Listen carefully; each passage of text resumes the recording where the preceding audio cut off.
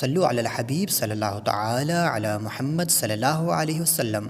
سورہ دخان کا روحانی وظیفہ۔ جیسا کہ آپ جانتے ہیں، شیخ طریقت امیر اہل سنت مولانا الیاس اتار قادری دامت برکاتہم العالیہ اپنے مریدین کو جو وظائف، اوراد، اعمال عطا فرماتے ہیں، یہ وہی اعمال ہوتے ہیں کہ جو اقوال بزرگان دین سے، قرآن پاک کی آیات سے اور احادیث مبارکہ کی روشنی سے لیے گئے ہوتے ہیں۔ اسی لیے ان میں تاثیر اور طاقت بے حد پائی جاتی ہے۔ آج کا وظیفہ حدیث پاک سے لیا گیا ہے۔